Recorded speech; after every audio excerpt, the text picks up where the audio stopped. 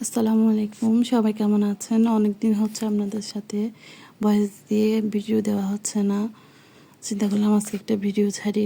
এগুলো হচ্ছে আমাদের গাছের আম, যদিও অবশ্য এখন আম নেই। যখন ছিল তখন পেরে ওগুলো দিয়ে অল্প কিছু দিয়ে আচার নিয়েছিলাম। মাশাল্লাহ, যারা যারা খাইছে সবাই অনেক প্রশংসা করছে, অনেক মজা হয়েছে। আসলে আচার নেওয়ার সাথে সাথে খাইলে এটা একটা আলাদা মজা আমের সিজনে। সবাই অবশ্যই আমের আচার নেয়। আমার আম্মুরা দেখলাম রোদে শুকিয়ে, আমার এখানে রোদে দিব এটার তেমন কোনো ব্যবস্থা নেই। আর যদি রোদে দিতে হয় তাহলে আমার 5-6 তলার উপরে ছাদে গিয়ে দিতে হবে। তো এটা আমার জন্য অনেক কষ্টদায়ক।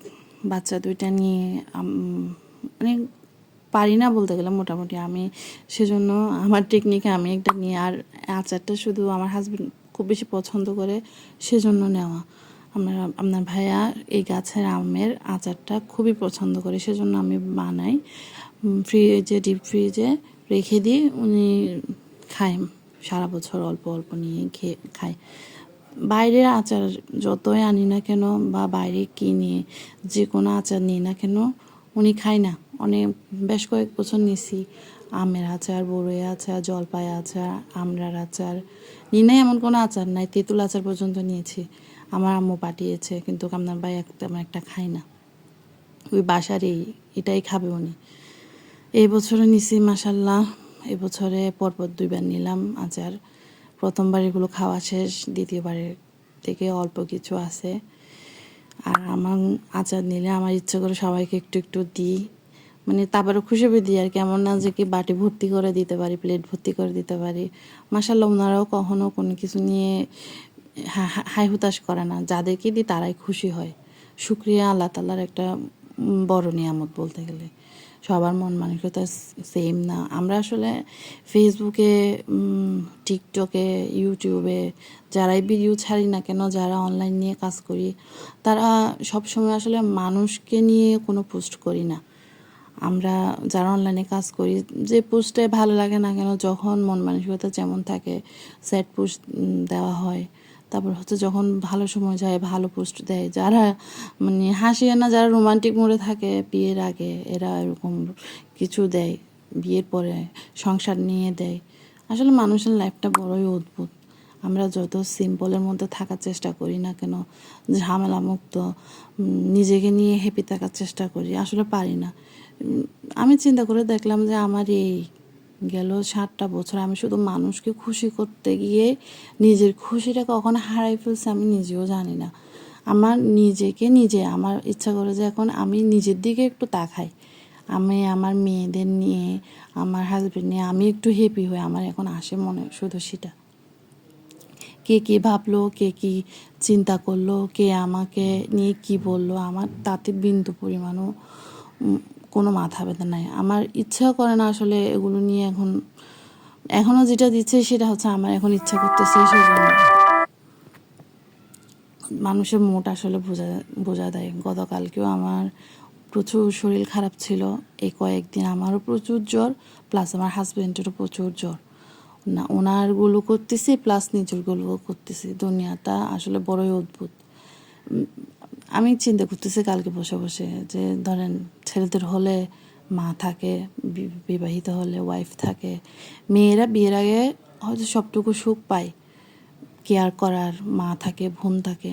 বিয়ের পরে আমার মতে যারা মানে একটা সাংসারিক সুন্দর একটা লাইফ পাইছে সেটা হচ্ছে যে আলহামদুলিল্লাহ। আর যারা সিঙ্গেল ফ্যামিলি, যাদেরকে জিজ্ঞেস করারও কেউ নাই যে আপনার জ্বর কেমন হয়েছে, বা কপালে হাতটুকু দিয়ে জিজ্ঞেস করবে, বা খাইছো কি না জিজ্ঞেস করবে, আসলে আসলে এরকম থাকাটা আমি মনে করি জরুরি। আর না থাকলে আপনি নিজেকে নিজেই হ্যাপি চিন্তা করেন।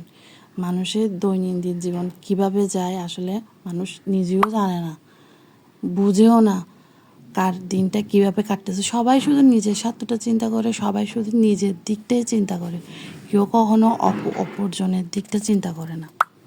আমরা সবসময় নিজের অবস্থানটাই চিন্তা করি, অন্যজন কোন পরিস্থিতিতে আছে সেটা চিন্তা করি না, সে কিসের মধ্যে দিয়ে যাচ্ছে সেটা চিন্তা করি না।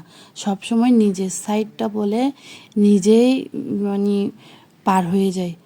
আমি সবসময় চেষ্টা করছি আমি নিজেরটা বলার পরে আমি অপরজনেরটা শুনবো, বা অপরজন কিছু একটা বললে সেটা আমি রেসপেক্ট করে সুন্দর একটা রিয়েকশান দেওয়ার চেষ্টা করি, কিন্তু সবাই সেটা চিন্তা করে না। সবাই কি জানি, মানুষ ভালো মন্দ দুটাই মিলে আসলে মানুষের লাইফ, সবাই এক না। আমি কাউকে নিয়ে কিছু বলতেও চাই না।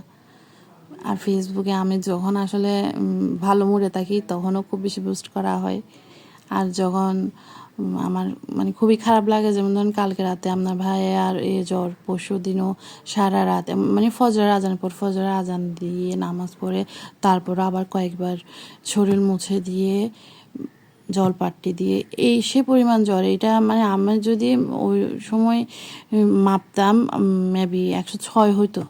স্বাভাবিক জ্বরের তাপমাত্রা তো আমার চিনা আছে 102, 103। আসলে আপনাদের সাথে কথা বলতে বলতে দেখেন আমার অনেক এই আমগুলো, আসলে গাছে আমগুলো মজা হলে কী হবে, এই আমগুলো অনেকটা পোকা উপর দিয়ে অনেক সুন্দর, কিন্তু ভিতরে কাটলে আমাদের গাছের আম সবগুলোতে পোকা থাকে। কাঁচা অবস্থায় আবার স্বাদও থাকে, পোকাও থাকে না। যখনই মানে রং ধরবে, পাকা হবে, তখনই সেম। যাক, আলহামদুলিল্লাহ, লাইফে যা পার করে আসছি, এখন যা ফেস করতেছি, সব কিছুর জন্য আলহামদুলিল্লাহ আল্লাহর কাছে শুকরিয়া আদায় করি। আমি আমার আল্লাহর উপরে বিশ্বাস, আল্লাহ কখনো আমাকে নিরাশ করে না। আমার তাওয়াক্কুল আছে আল্লাহর উপরে, বিশ্বাস আছে। আল্লাহ যা করেন ভালোর জন্য করেন। লাইফে প্রত্যেকটা মানুষকেই দেখে আসছি, আলহামদুলিল্লাহ ভালোও পাইছি। অনেকে অনেক নিজেদের লাইফ নিয়ে ব্যস্ত, অনেকে নিজেদের লাইফের পাশাপাশি আমার লাইফ নিয়েও চিন্তা করছে, সাপোর্ট করছে। আমার বাবার বাড়িতে বলেন, শ্বশুর বাড়িতে বলেন, দুই দিকে আমি যথেষ্ট পরিমাণ সাপোর্ট পাইছি। সেটার জন্য আল্লাহর কাছে শুকরিয়া। আমি এতটুকুতে আসতে পারছি। আসলে একা কখনো সম্ভব না কোনো কিছু, সহযোগিতা লাগে, সাপোর্ট লাগে।